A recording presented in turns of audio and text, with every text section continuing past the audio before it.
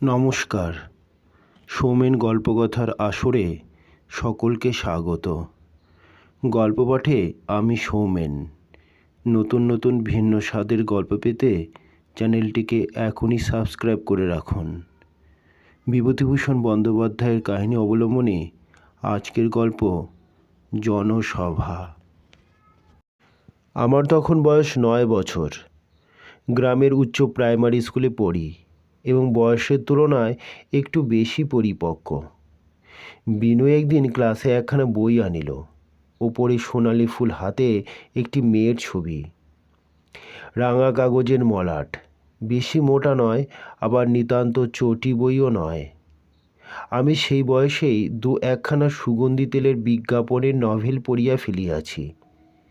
পূর্বে বলি নাই যে বয়সের তুলনায় আমি একটু বেশি পাকিয়াছিলাম। সেজন্য বিনু আমাকে ক্লাসের মধ্যে সমঝদার ঠাওয়াইয়া বইখানি আমার নাকের কাছে উঁচাইয়া সগর্বে বলিল, এই দেখ, আমার দাদা এই বই লিখেছেন, দেখছিস?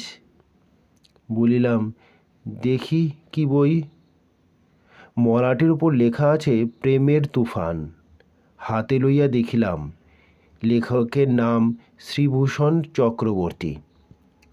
দিনাজপুর পীরপুর হইতে গ্রন্থকার কর্তৃক প্রকাশিত। দাম 8 আনা। তোর দাদার লেখা বই? কীরকম দাদা? বিনু সগর্বে বলিল, আমার বড় মামার ছেলে, আমার মামাতো ভাই। এই সময় নিতাই মাস্টার মহাশয় ক্লাসে ঢোকাতে আমাদের কথা বন্ধ হইয়া গেল। নিতাই মাস্টার আপন মনে থাকিতেন। মাঝে মাঝে কি এক ধরনের অসংলগ্ন কথা বলিতেন, আর আমরা মুখ চাওয়াচাইয়ে করিয়া হাসিতাম। জোরে হাসিবার উপায় ছিল না তাঁর ক্লাসে। অমনি তিনি বলিয়া বসিতেন, এই তিন করে এদিকে এসো, হাসছো কেন? ছানা 4 আনা সের, কেরোসিন তেল 6 পয়সা বোতল। এসব মারাত্মক ধরনের মজার কথা শুনিয়াও আমাদের গম্ভীর হইয়া বসিয়া থাকিতে হইবে। হাসিয়া ফেলিলেই মার খাইয়া মরিতে হইবে। বর্তমানে নিতাই মাস্টার ক্লাসে ঢুকিয়া বলিলেন, ওখানা কি বই নিয়ে টানাটানি হচ্ছে সব? 3টের গাড়ি কাল এসেছিল 3:25 সময়, 25 মিনিট লেট। অমুক বিস্কুট পয়সায় 10 খানা। আমরা হাসি অতি কষ্টে চাপিয়া মেজের দিকে দৃষ্টি নিবদ্ধ করিয়া বসিয়া রহিলাম। নিতাই মাস্টার বইখানা হাতে লইয়া বলিলেন, কার বই? বিনু সগর্বে বলিল, আমার বই স্যার। আমার দাদা লিখেছেন, আমাদের একখানা দিয়েছেন। নিতাই মাস্টার বইখানা নাড়িয়া চাড়িয়া দেখিয়া বলিলেন, থাক, একটু পড়ে দেখব। পরের দিন বইখানা ফেরত দিবার সময় মন্তব্য করিলেন, লেখে ভালো, বেশ বই, ছোকরা এরপর উন্নতি করবে। বিনু বাধা দিয়া বলিল, ছোকরা নন স্যার, তিনি আপনাদের বয়সী হবেন। নিতাই মাস্টার ধমক দিয়া বলিলেন, বেশি কথা কইবে না, চুপ করে বসে থাকবে। আবার কথার উপর কথা। পুরনো তেঁতুলে অম্বলের ব্যথা সারে। আশ্বিন মাসে দুর্গাপূজা হয়। পুরনো তেঁতুলে অম্বলের ব্যথা সারুক আর নাই সারুক, নিতাই মাস্টারের সার্টিফিকেট শুনিয়া বিনুর দাদার বইখানা পড়িবার অত্যন্ত কৌতূহল হইল। বিনুর নিকট যথেষ্ট সাধ্য সাধনা করিয়া সেখানা আদায় করিলাম। বাড়িতে বাবা ও বড়দার চক্ষু এড়াইয়া বইখানাকে শেষ করিয়া বিনুর এই অদেখা দাদাটির প্রতি মনে মনে ভক্তিতে আপ্লুত হইয়া গেলাম। একটি মেয়েকে কি করিয়া দুষ্ট লোক ধরিয়া লইয়া গেল, নানা কষ্ট দিল, অবশেষে মেয়েটি কিভাবে জলে ডুবিয়া মরিল, তাহারই অতি মর্মন্তুদ বিবরণ। পড়িলে চোখে জল রাখা যায় না। কয়েক মাস কাটিয়া গিয়াছে। একদিন বিনু বলিল, জানিস পাচু, আমার সেই দাদা, যিনি লেখক, তিনি এসেছেন কাল আমাদের বাড়ি। অত্যন্ত উত্তেজিত হইয়া উঠিলাম। কখন এসেছেন? এখনও আছেন? কাল রাত্রে ট্রেনে এসেছেন, 2-3 দিন আছেন। সত্যি? মাইরি বল। মাইরি, চল বরং আয় আমাদের বাড়ি।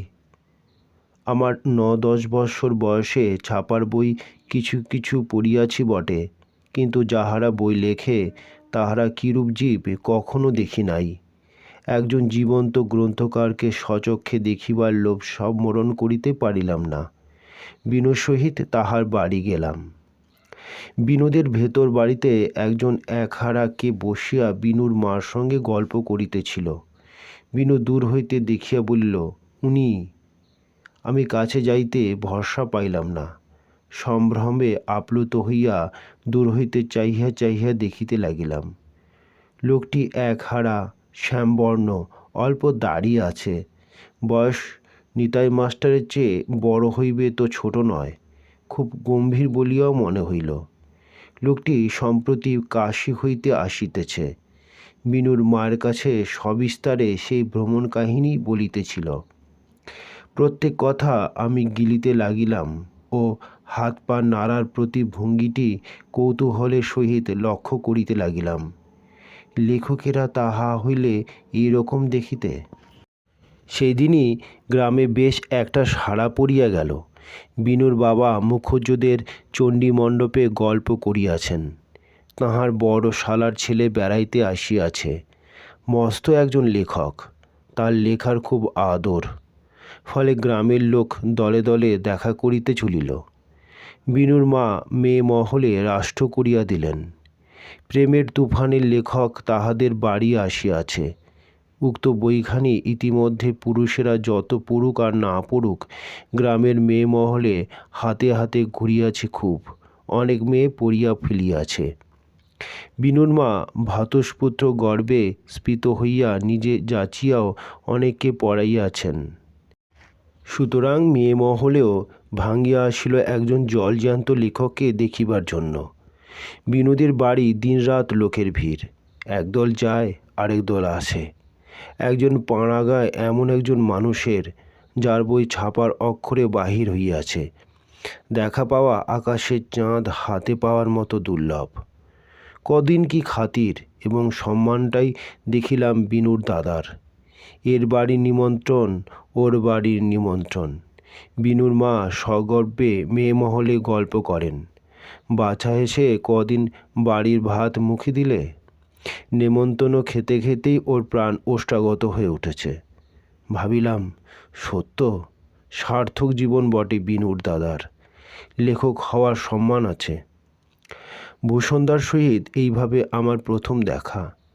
অতি অল্প বয়সে অবশ্য ভূষণ দাদার নিকটে ঘেঁষিবার পাত্তা পাই নাই, কিন্তু বছর 2 পরে তিনি যখন আবার আমাদের গ্রামে আসিলেন, তখন তাঁহার সহিত মিশিবার অধিকার পাইলাম। যদিও এমন কিছু ঘনিষ্ঠভাবে নয়। তিনি যে মাদৃশ বালকের সঙ্গে কথা কইলেন, ইহাতেই নিজেকে ধন্য মনে করিয়া বাড়ি গিয়া উত্তেজনায় রাত্রে ঘুমাইতে পারিলাম না। সে কথাও অতি সাধারণ ও সামান্য। দাঁড়াইয়া আছি দেখিয়া ভূষণ দাদা বলিয়াছিলেন, তোমার নাম কি হে? তুমি বুঝি বিনুর সঙ্গে পড়ো? শ্রদ্ধা ও সম্ভ্রম জড়িত কণ্ঠে উত্তর করিলাম, আগে হ্যাঁ। কি নাম তোমার? শ্রী পাঁচকড়ি চট্টোপাধ্যায়। বেশ। কথা শেষ হইয়া গেল। দুরু দুরু বক্ষে বাড়ি ফিরিয়া আসিলাম। প্রথম দিনের পক্ষে এই যথেষ্ট। পরদিন আরও ভালো করিয়া আলাপ হইল। নদীর ধারে বিনু, আমি আর 2-1টি ছেলে তাঁর সঙ্গে বেড়াইতে বাহির হইয়াছিলাম। ভূষণ দাদা বলিলেন, বল তো বিনু, এ দন্তলি বৃত্রাসুর শিরচ্ছিন্ন যাহে, দান্তলি মানে কি? পারলে না? কে পারে? পূর্বেই বলিয়াছি আমি বয়সের তুলনায় পাকা ছিলাম। তাড়াতাড়ি উত্তর করিলাম, আমি জানি, বলবো? বজ্র। বেশ বেশ। কি নাম তোমার?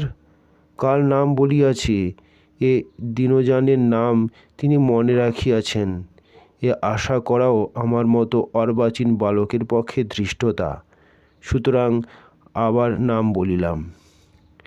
বেশ বাংলা জানো তো? বইটই পড়ো নাকি? এই সুযোগ ছাড়িলাম না। বলিলাম, আগে হ্যাঁ, আপনার বই সব পড়েছি। বলিতে ভুলিয়া গিয়াছি, ইতিমধ্যে ভূষণ দাদার আরও দুখানা উপন্যাস ও একখানি কবিতার বই বাহির হইয়াছিল।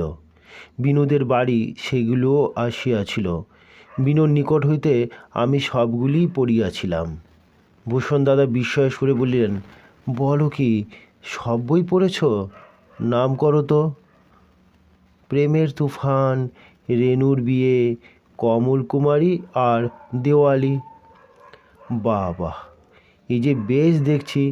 কি নাম বললে? বিনীতভাবে পুনরায় নিজের নাম নিবেদন করিলাম।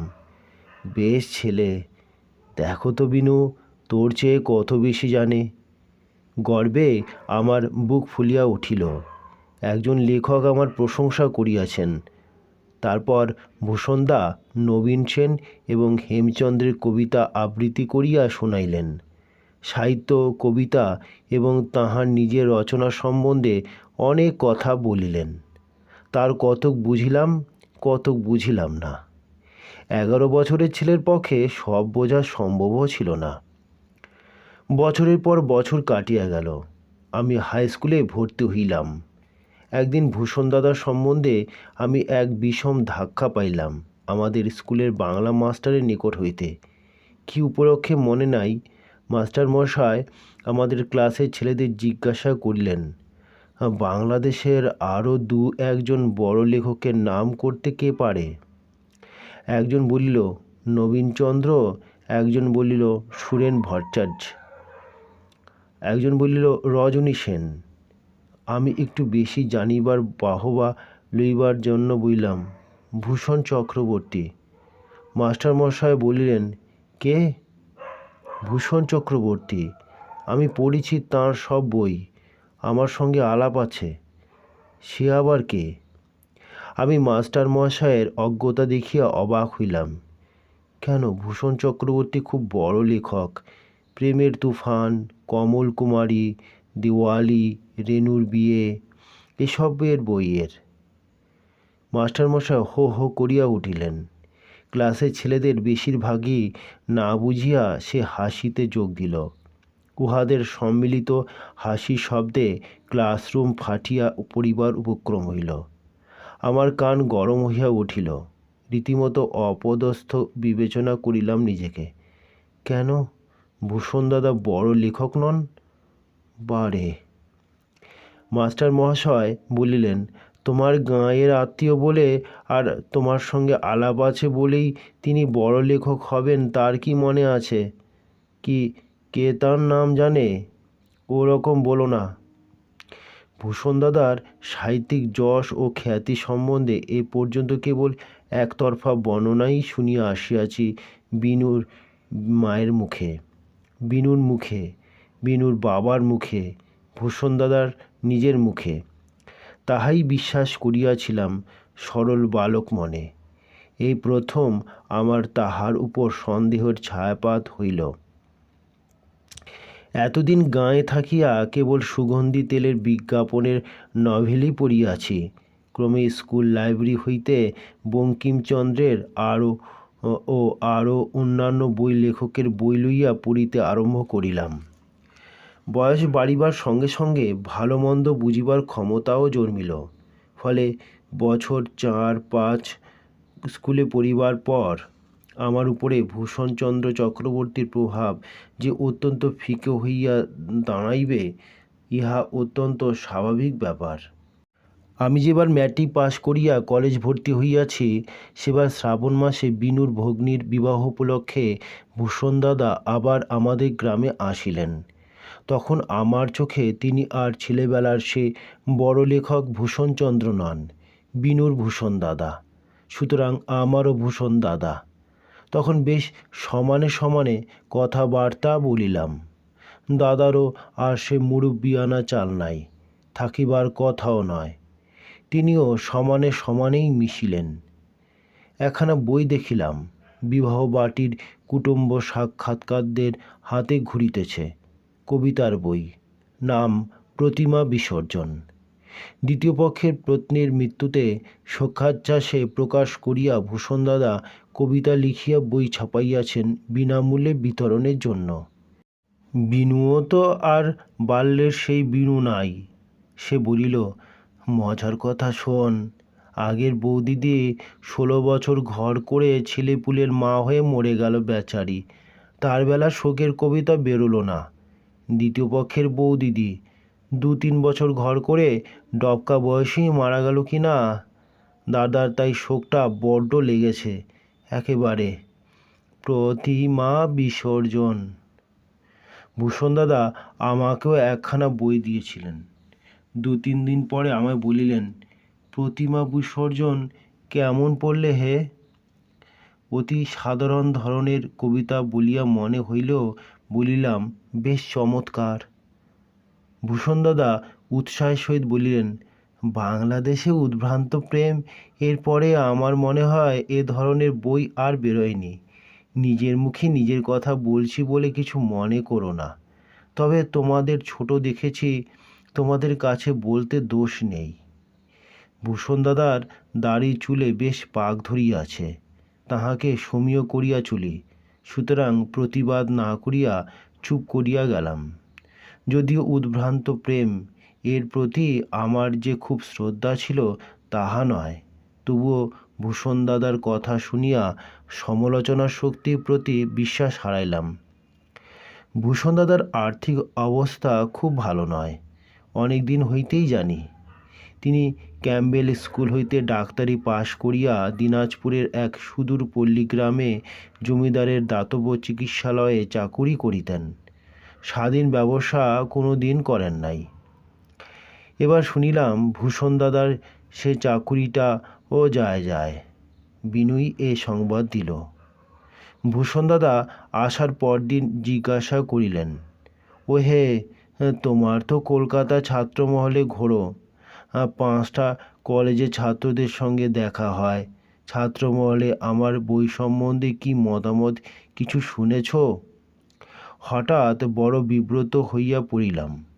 আমতা আমতা সুরে বলিলাম, আগে হাঁ, তা মত বেশ ভালোই। বলেন কি ভূষণ দাদা? বিব্রত ভাবটা কাটিয়া গিয়া এবার আমার হাসি পাইল। কলকাতার ছাত্রমহলে ভূষণ চাটুর্যের নামই কেউই জানে না।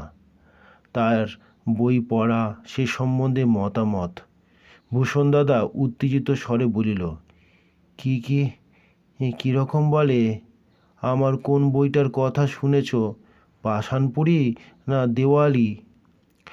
অকলে কুল পাইলাম। ভূষণ দাদার বইয়ের নাম কি আমার একটাও মনে ছিল ছাই? বলিলাম, হ্যাঁ, ওই পাষাণপুরীর কথা যেন শুনেছি। ভূষণ দাদা আর আমায় ছাড়িতে চান না। কি শুনিয়াছি, কোথায় শুনিয়াছি, কাহার কাছে শুনিয়াছি? পাষাণপুরী তাঁর উপন্যাসগুলির মধ্যে সর্বোৎকৃষ্ট। তবুও তো তিনি পাবলিশার পান নাই। সব বই নিজে ছাপাইয়াছেন। দিনাজপুরের অজ পানাগায়ে বসিয়া বই বিক্রি ও বিজ্ঞাপনের কোনো সুবিধা করিতে পারেন নাই।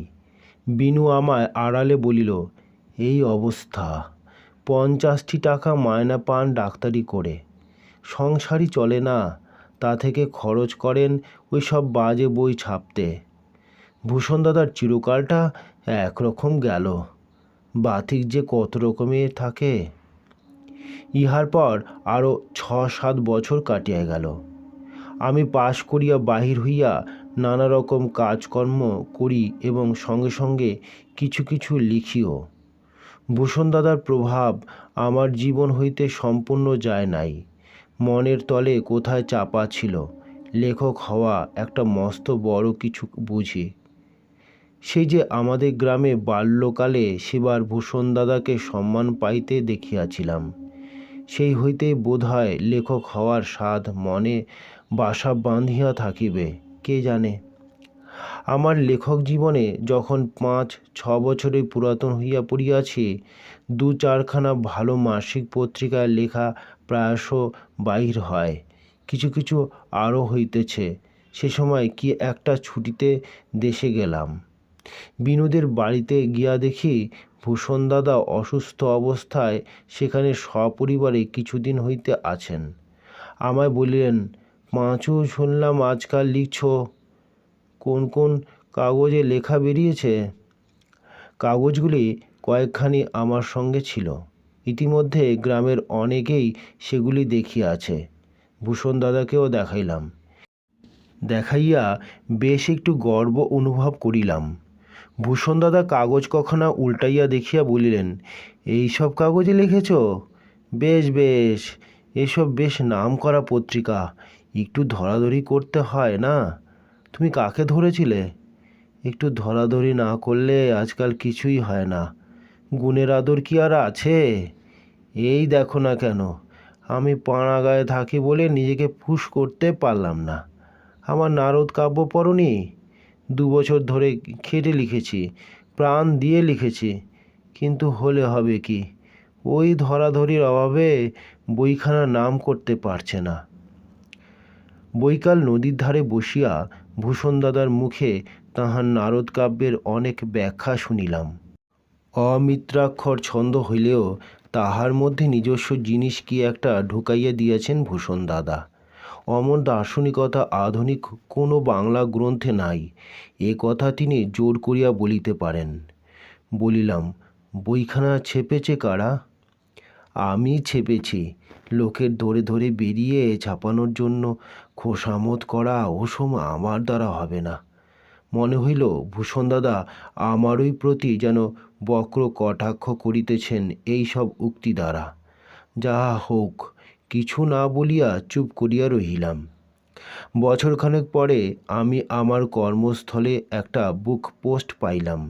খুলিয়া দেখি ভূষণ দাদা সে নারদ কাব্যখানি আমায় পাঠাইয়াছেন, সঙ্গে একখানা বড় চিঠি।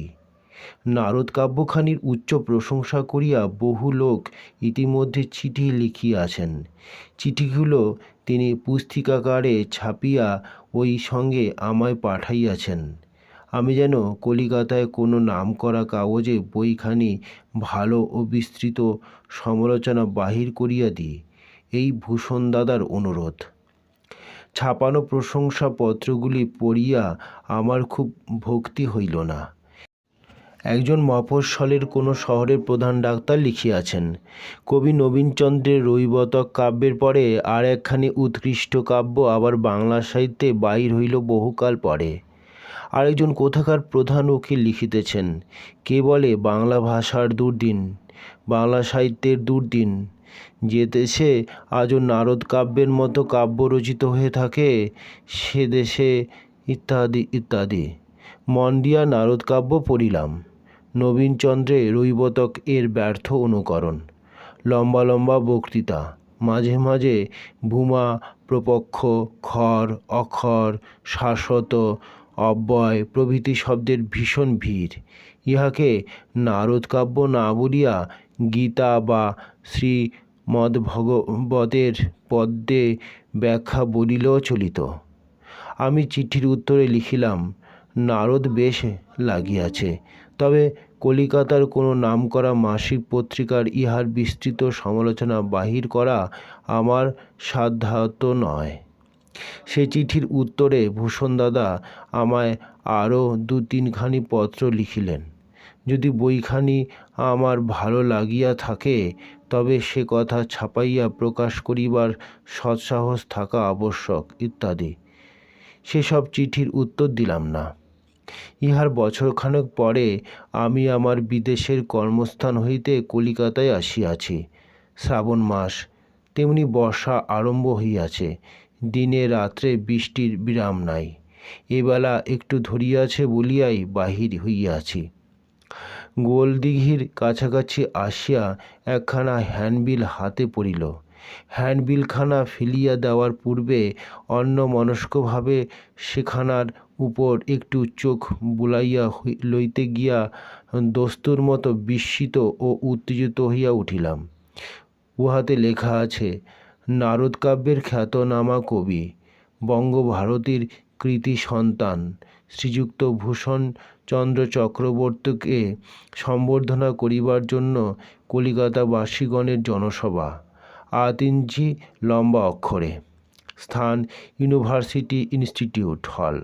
সময় সন্ধ্যা 6টা। সভাপতিত্ব করিবেন একজন খ্যাতনামা নামজাদা প্রবীণ সাহিত্যিক। ব্যাপার কি? চক্ষুকে যেন বিশ্বাস করিতে পারিলাম না। ভূষণ দাদাকে সম্বর্ধনা করিবার জন্য কলিকাতাবাসীগণ জনসভা আহ্বান করিয়াছে ইউনিভার্সিটি ইনস্টিটিউট হলে অত বড় নামজাদা সাহিত্যিকের সভাপতিত্বে। কই, নারদকাব্যের এতাদৃশ জনপ্রিয়তা তো পূর্বে মোটেই শুনি নাই। যা হোক, হইলে খুব ভালো কথা, কিন্তু কলিকাতাবাসীগণ কি খেপিয়া গেল হঠাৎ? হ্যান্ডবিলের তারিখ লক্ষ্য করিয়া দেখিলাম সেদিনই সন্ধ্যাবেলা সভা। 6:30 বেশি দেরি নাই। যদি লোকের খুব ভিড় হয়, 5:45 ইনস্টিটিউটে গিয়া ঢুকিলাম। তখনও কেউ আসে নাই। অত বড় হল একেবারে খালি। এক পাশে গিয়া বসিলাম। 6টা বাজিল, জনপ্রাণীরও দেখা না। এই সময় আবার জোরে বৃষ্টি নামিল। 6:15, কেহই নাই। 6:30টার 2-1 মিনিট পূর্বে দেখি ভূষণ দাদা অত্যন্ত উত্তেজিতভাবে একতারা কাগজ বগলে হলে প্রবেশ করিতেছেন। পিছনে 4-5টি ভদ্রলোক, তাহাদের কাহাকেও চিনি না। তখন সভার সাফল্য সম্বন্ধে আমার ঘোর সন্দেহ উপস্থিত হইয়াছে। এই অবস্থায় ভূষণ দাদার সহিত দেখা করিলে তিনি অপ্রতিভ হইতে পারেন। সুতরাং হলের বাহিরে গা ঢাকা দিয়া রহিলাম। 6:45, জনপ্রাণী না, সভাপতিও অনুপস্থিত। 7টা, তথৈবচ। এমন জনশূন্য জনসভা যদি কখনো দেখিয়াছি। ভূষণ দাদার আস্থা দেখিয়া বড় কষ্ট হইল। তিনিও তাহার সঙ্গে ভদ্রলোক কয়জন কেবল ঘর বাহির করিতেছেন। নিজেদের মধ্যেই উত্তেজিতভাবে কি পরামর্শ করিতেছেন। আবার একবার করিয়া ইনস্টিটিউটের গেটের কাছে যাইতেছেন। 7:15, কাকস্য পরিবেদনা। 7:30, পূর্ববৎ অবস্থা। কলিকাতাবাসীগণের জনসভায় কলিকাতাবাসীগণই আসিতে ভুলিয়া গেলেন কেমন করিয়া? 7:45টার সময় ভূষণ দাদা সঙ্গীদের লইয়া বাহির হইয়া গেলেন। অল্পক্ষণ পরে আমিও হল পরিত্যাগ করিলাম। পরদিন বিনুর মেসোমশায় তারিণীবাবুর সঙ্গে দেখা। তিনি আমাকে চেনেন খুব ভালোই। বিনুর সঙ্গে কতবার সিমলা স্ট্রিটে তার বাড়িতে গিয়াছি। কুশল প্রশ্নাদির পরে তিনি বলিলেন, ভূষণ যে এখানে এসেছ হে, আমার বাসাতেই আজ 8-10 দিন আছে। কি একখানা বই নিয়ে খুব ঘোরাঘুরি করছে, ওর মাথা আর মুন্ডু। এদিকে এই অবস্থা, 17-18 বছরের মেয়ে একটা, 15 বছরের মেয়ে একটা গলায়। পার করবে কোথা থেকে তার সংস্থান নাই। আবার কাল দেখি নিজের পয়সায় একগাদা কি মিটিং না ফিটিং এর হ্যান্ডবিল ছেপে এনেছে, আর বলে কেন একেবারে মাথা খারাপ। বলিলাম, হ্যাঁ হ্যাঁ, দেখেছিলুম বটে একখানা হ্যান্ডবিলে জনসভা না কি, জনসভা না ওর মুন্ডু। ও নিজেই তো পরশু দুপুরে বসে বসে ওখানে লিখলে। আমার বাড়িতে 2জন বেকার ভাইপো আছে, তাদের নিয়ে কোথায় সব ঘুরছে কদিন দেখতে পাই। 17.5 টাকা প্রেসের বিল কাল দিলে দেখলাম আমার সামনে। এদিকে শুনি বাড়িতে নিতান্ত দুরবস্থা। অত বড় সব আইবুড়ো মেয়ে গলায়, 1 পয়সার সংস্থান নেই, তার বিয়ে। মাঘ মাসের শেষে আমি কার্যোপলক্ষে জলপাইগুড়ি যাইতেছি। পার্বতীপুর স্টেশনে দেখি ভূষণ দাদা একটি ব্যাগ হাতে প্ল্যাটফর্মে পায়চারি করিতেছেন। আমি গিয়া প্রণাম করিতে বলিলেন, আরে পাঁচু যে, ভালো তো, সেই পশ্চিমেই আজকাল চাকুরি করো তো? কোথায় যাচ্ছ এদিকে? আগে একটু জলপাইগুড়িতে। আপনি কোথায়? আমি একটু যাচ্ছি কলকাতায়। হ্যাঁ, তোমাকে বলি, শুনোনি বোধ হয় আমার নারদ কাব্যের খুব আদর হয়েছে। এর মধ্যে কলকাতা ইনস্টিটিউট হলে প্রকাণ্ড সভা হয়ে গেল তাই নিয়ে। অমুক বাবু সভাপতি ছিলেন। খুব উৎসাহ দেখলাম লোকজনের মধ্যে, খুব ভিড়। দেখবে, এই দেখো। বলিয়াই ভূষণ দাদা ব্যাগ খুলিয়া জনসভার ছাপানো হ্যান্ডবিল একখানা আমার হাতে দিয়া বলিলেন, পড়ে দেখো। নমস্কার বন্ধুরা, ভিডিওটি এখানেই শেষ করলাম। পরের ভিডিওটি পেতে লাইক, কমেন্ট, শেয়ার ও সাবস্ক্রাইব করতে ভুলবেন না।